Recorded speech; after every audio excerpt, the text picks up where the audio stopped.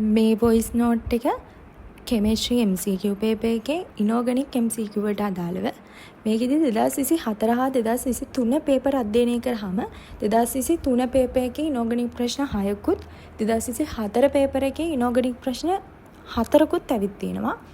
2024 paper එකේ මේ inorganic ප්‍රශ්න 4 තියෙන්නේ පළවෙනි ප්‍රශ්න 30 ඇතුළේ කිසිම ප්‍රශ්නයක් අඩංගු වෙන්නේ නැහැ. 31 ඉඳන් 40 වෙනකන් තියෙන ABCD ප්‍රශ්න වලට MCQ දෙකකුත් ඊළඟට 41 ඉඳන් 50 වෙනකන් තියෙන සත්‍ය අසත්‍ය ප්‍රශ්න වලට MCQ දෙකකුත් විදිහට තමයි ප්‍රශ්න 4 ඇවිත් තියෙන්නේ. එතකොට අපිට ඉනෝගනික් සිලබස් එකේ මූලික විදිහට තියෙන්නේ S ගොනුව, P ගොනුව සහ D ගොනුව. ඊට අමතරව අපිට ලිගන නාමකරණයක් තියෙනවා. සාමාන්‍යයෙන් එන්න පුළුවන් විදිහට ලොකුවටම තියෙන්නේ S හා P ගොනු දෙක එකට එකතු කරලා අහනවා ගොඩක් වෙලාවට. D ගොනුවෙනුත් ප්‍රශ්න අහනවා. එතකොට ඉනෝගනික් ප්‍රශ්න එන්න පුළුවන් විදිහට මම කියවුවත් S ගොනුවෙන් ඕනෑම ප්‍රශ්නයක් අහන්න පුළුවන්. ඒ වගේම ඕනෑම සංයෝග ජල ද්‍රව්‍යතාවය සම්බන්ධයෙන් ප්‍රශ්න අහන්න පුළුවන්. පහන් සිළු පරීක්ෂාව සම්බන්ධයෙන් ප්‍රශ්නත් අහනවා. ඊළඟට තාප වියෝජනය අහන්න පුළුවන්. ඒ වගේම P ගොනුවයි D ගොනුවයි අනිවාර්යයෙන්ම ප්‍රශ්න අහනවා. කාණ්ඩ විශ්ලේෂණය මතක තියාගන්න ඕනේ. ඒ වගේම ලිගන නාමකරණය මතක තියාගන්නත් ඕනේ. ඔය කියන පොයින්ට් වලින් අනිවාර්යෙන් මොනවා හරි MCQ එකක් අහන්න පුළුවන්. එතකොට මේකෙදි ඉනෝගනික් MCQ පේපර් එකට MCQ වලට අදාළව වැඩ කරන විදිය ගත්තොත් අපිට මුලින්ම කරන්න පුළුවන් හොඳම දේ තමයි S ගොනුව හොඳින් පාඩම් කරගන්න එක. අපිට මුලින්ම තියෙන S ගොනුව. එතකොට අපිට S ගොනුව මුලින්ම කරගත්තාම ඒකෙදි S ගොනුවේ තියෙන හැමදේම ඒ කියන්නේ පළවෙනි කාණ්ඩය, දෙවෙනි කාණ්ඩය, ඒ වගේම පළවෙනි කාණ්ඩයේ ඔක්සිජන් සම ප්‍රතික්‍රියා, ජලය සමග ප්‍රතික්‍රියා, ඊට පස්සේ සාන්ද්‍ර අම්ල එක්ක හෝ තනුක අම්ල එක්ක ප්‍රතික්‍රියා, එහෙම ප්‍රතික්‍රියා අපිට හැම එකම හැමදේම හොඳට මතක තියාගන්න ඕනේ. ඒ වගේම ඒවෙන් හැදෙන ප්‍රධාන ඵලය වගේම තව කොට දෙකක් දැන් සෝඩියම් ජලයත් එක්ක ප්‍රතික්‍රියා කරාම හැදෙන්නේ සෝඩියම් හයිඩ්‍රොක්සයිඩ්. වගේම H2 හැදෙනවා. එතකොට ඒ හැමදේම මතක තියාගන්න ඕනේ. ඒ විදිහට පළවෙනි කාණ්ඩේ, දෙවෙනි කාණ්ඩේ ඒවැ ප්‍රතික්‍රියා, ඒවා මොන එකද ප්‍රතික්‍රියා කරන්නේ, ඒ හැමදේම බලා ගන්න. ඒ වගේම ඊට අදාළව තාප වියෝජන ප්‍රතික්‍රියා, ඊළඟට ජලය සමග ප්‍රතික්‍රියා හැමදේම බලා ගන්න තියෙන්නේ. ඒ හැමදේම බලලා අපිට ඊට පස්සේ පුළුවන් කැටගරි කරපු MCQ අරගෙන පාස් පේපර්ස් වලින් ඒවට S ගුණවලට විතරක් අදාළව ප්‍රශ්න MCQ වලට අදාළව ප්‍රශ්න වලට පිළිතුරු දෙන්න පුළුවන්. එතකොට ඒ විදිහට ඔයාලට ඒකට ට්‍රේනින් වෙන්න පුළුවන්. ඊට පස්සේ අපිට පුළුවන් P ගුණව බලන්න. P ගුණවේ අපිට තියෙනවා පළවෙනි කාණ්ඩය, දෙවෙනි කාණ්ඩය අතහැරනට පස්සේ 13 වෙනි කාණ්ඩය, 14, 15 වෙනි කාණ්ඩය, 16 වෙනි කාණ්ඩය, 17, 18 වෙනි කාණ්ඩය දක්වාම තියෙනවා. මේකෙදි මුලින්ම 13 වෙනි කාණ්ඩය මුලින්ම ඉවර කරගන්න. ඊට පස්සේ 14 වෙනි කාණ්ඩය. දැන් 14 වෙනි කාණ්ඩයේ කාබන් ඒ පිළිවෙලට ඒ කාණ්ඩය දිගේ පහළට යන පිළිවෙලටම කරගෙන යන්න තියෙන්නේ. ඊළඟට 15 වෙනි කාණ්ඩයේ නයිට්‍රජන්, ෆොස්ෆරස් ඒ අදාළ ඒවට අදාළ වෙන වෙනම සංයෝග තියෙනවා. දැන් නයිට්‍රජන් ගත්තාම නයිට්‍රජන් අඩංගු සංයෝග වලදී ගොඩක් තියෙනවා. ඇමෝනියා ගැන වෙනම විස්තරයක් තියෙනවා.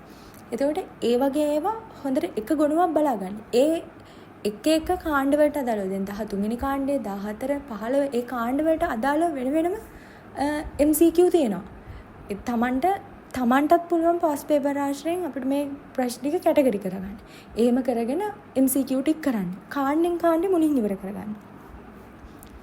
ඊට පස්සේ ලිගන නාමකරණය කියලා කොටසක් තියෙනවා.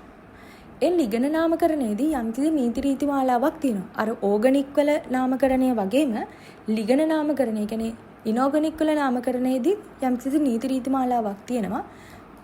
ඊට අදාළව ඒ නාමකරණය හොඳට බලලා ඊට අදාළව අභ්‍යාස කරන්න පුළුවන්. ඒකෙත් ඔය කැටගරි කරපු MCQ වර්ග තියෙනවා. ගොඩක් වෙලාවට ළඟ අවුරුද්දකින් ප්‍රශ්නයක් අහලා නැතත් ඉස්සර කලින් අවුරුදු වල අහලා තියෙනවා. අතන හැම ප්‍රශ්නයක් කේමේ සම්භාවිතාවක් තියෙන්නත් පුළුවන් ලිගන නාමකරණය සම්බන්ධ. එතකොට ඊට පස්සේ අපිට පුළුවන් D ගුණව බලන්න. ලිගන නාමකරණයෙන් පස්සේ D ගුණව බලන්න පුළුවන්. එතකොට D ගුණව බලනකොට D ගුණවේ සංකීර්ණ ප්‍රතික්‍රියා ගොඩක් තියෙනවා. ඒ හැම ඒවා එක දෙයක් දෙක මොකක් හරි මූලද්‍රව්‍යයක් බලනවා. අපි හිතමුකෝ යකඩ ගැන බලනවා කියලා. හරි යකඩ වලට අදාළ සේරම ප්‍රතික්‍රියා එක තැනක ලියාගෙන ඊට පස්සේ අපිට පුළුවන් ඒකේ පොඩි chart එකක් අඳින්න. එතකොට එහෙම අදාළව අපිට D ගොනුවේ අපිට ඉගෙන ගන්න තියෙන හැම මූලද්‍රව්‍යයකටම මැංගනීස්, කොපර්, යකඩ, සිංක්, ක්‍රෝමියම්, කොබෝල්ට් මේ හැම සංයෝගයකටම වගේ අදාළව අපිට පුළුවන් හැමදේම බලලා අපිට chart එකක් අඳ ගන්න පුළුවන්. මොනවාද කරන ප්‍රතික්‍රියා, මොනවාද වැඩිපුර සෝඩියම් හයිඩ්‍රොක්සයිඩ් එක දිය වෙන්නේ, මොනවාද වැඩිපුර ඇමෝනියා එක දිය වෙන්නේ, මොනවාද වැඩිපුර ඇමෝනියා එක දිය වෙන්නේ නැත්තේ, සමහරක් ඒවා සෝඩියම් හයිඩ්‍රොක්සයිඩ් එක දිය වෙන්නේ නැහැ. හැබැයි ඇමෝනියා එක්ක ලිගනයක් හදනවා. සංකීර්ණ සංයෝග හදනවා. ඒ වගේ ඒවට වෙන වෙනම අපිට පුළුවන් chart එකක් අඳගන්න. ඒ කියන්නේ D ගොනුවේ හදාගන්න ලේසි වෙනවා. ඊට පස්සේ අපිට පුළුවන් D ගොනුවේ වෙනමම වගුවක් අරගෙන D ගොනුවේ තියෙන මේ මූලද්‍රව්‍ය ටික අපිට පුළුවන් මේ ප්‍රතික්‍රියා කරන විදිහ අනුව වගුවක් අරගෙන අපිට පුළුවන් සෝඩියම් හයිඩ්‍රොක්සයිඩ් එක වැඩිපුර සෝඩියම් හයිඩ්‍රොක්සයිඩ් එක දිය වුණාම ඒ සංයෝග වලින් මොනවාද හැදෙන්නේ? වැඩිපුර ඇමෝනියා එක දිය වුණාම හැදෙන සංගත සංකීර්ණය මොනවාද? වැඩිපුර ක්ලෝරයිඩ් එක හැදෙන සංගත සංකීර්ණය මොනවාද? සහ ඒවායේ වර්ණ. අනිවාර්යෙන් D ගොනුවේදී වර්ණ කියන එක ගොඩක්ම වැදගත්. මොකද මේ සංයෝග මේ මූලද්‍රව්‍ය ඒ එක සංයෝග හැදුනට පස්සේ වැඩිපුර ක්ලෝරින් එක වැඩිපුර සෝඩියම් හයිඩ්‍රොක්සයිඩ් එක දිය වුණාම දෙන ජලීය වර්ණය වෙනස් වෙනවා. මොකද මේවා ආන්තරික මූලද්‍රව්‍ය හින්දා ඒවට අනන්‍ය වෙච්ච වර්ණ තියෙනවා. සමහරක් D ගොනුවේ මූලද්‍රව්‍ය ආන්තරික නැත්තම් ඒවට වර්ණ නැහැ. ඒ නිසා අනිවාර්යෙන් වර්ණ පිළිබඳව සැලකිලිමත් වෙන්න ඕනේ. මොකද අනිවාර්යෙන් පේපර් එකේ ඒ වර්ණ වලට අදාළව ප්‍රශ්න අහන්නත් පුළුවන්. අන්තිමට කාණ්ඩ විශ්ලේෂණය කියලා කොටසක් තියෙනවා. ඒකෙදි අපිට මේ පොඩි chart එකක් ඉගෙන ගන්න පුළුවන්. ඒකට පුළුවන් Tamanට ලේසි වෙන්න මතක තියාගන්න වර්ණ වලට අදාළව මොනවා හරි කවියක්, එහෙම Tamanගේම ආවේනික මොනවා හරි ක්‍රම හොයා ගන්න පුළුවන්. එහෙම ඒ කාණ්ඩ විශ්ලේෂණය ඉගෙන ගන්න පුළුවන්. එතකොට දැන් මේ කොටස් ටිකට අදාළව ඒ මම කලින් කියපු විදිහටම කැටගරි කරන විදිහට MCQ තමන් ඉවර කරන කොටසට අදාළව MCQ කරන්න පුළුවන්. එහෙම කරලා වැරදෙන තැන් වලට අදාළව නැවත පොත බලලා මොනවාද අඩුපාඩුනේ, මොනවාද මට මතක නැත්තේ, මොනවාද සමීකරණ කියලා බලන්න පුළුවන්. ඉනෝගනික් කරන්න නම් ඉනෝගනික් පාඩම් කරන්නම ගොඩක් තියෙන්නේ ඇත්තටම. එතකොට අනිවාර්යෙන් ඒක දවසකට කොටසක් හරි ඉවර කරගන්න උත්සාහ කරන්න. අන්තිම මොහොතේ ඉනෝගනික් සේරම් බලනවා කියලා හිටියොත් කරන්න අමාරුයි. ඉනෝගනික් ලොකු කොටසක් තියෙන්නේ. දීර්ඝ කාලයක් තිස්සේ කියන්නේ හැමදාම වගේ කරගෙන ගියොත් ඔයාලට මොනවා හරි මතක තියෙනවා. ඒ වගේම ඔයා ඒ අදාළව එදාට අදාළව MCQ 10ක් කරා ඔයාලට ඒ ටික එමින් මතක තියෙනවා. එතකොට දැන් පේපර් එකට MCQ එන විදි ගත්තාම ගොඩක් වෙලාවට මොකක් හරි විස්තරයක් දෙනවා. මෙහෙම මොනවා හරි එයා ජලයේ දිය වෙනවා, එයා තාප වියෝජනය කරාම මෙහෙමයි, එයාට මෙහෙම තාප වියෝජනය කරාම මෙහෙම වර්ණයක් හම්බ වෙනවා, මෙහෙම වුණාම මෙහෙම සංයෝග හම්බ වෙනවා, මෙහෙම සුදු අවක්ෂේපයක් හම්බ වෙනවා, ඒ වගේ කටුක ගඳක් තියෙන වායුවක් පිට වෙනවා. මේ වගේ මොනවා හරි විස්තරයක් කියලා ඊට අදාළව සංයෝග 5ක් දෙන්න පුළුවන්. ඔයාට තියෙන්නේ මේ විස්තරය කියවලා ඊට අදාළව මොකද්ද එන සංයෝගය කියලා හොයන්න. එහෙම එන්න පුළුවන්. එහෙම නැත්නම් එන්න පුළුවන් මොනවා හරි විස්තර ගොඩක් වෙලාවට සිද්ධාන්තික ප්‍රශ්න අහනවා. ඒ කියන්නේ තියරි පොයින්ට් වලින් ගොඩක් ප්‍රශ්න අහනවා.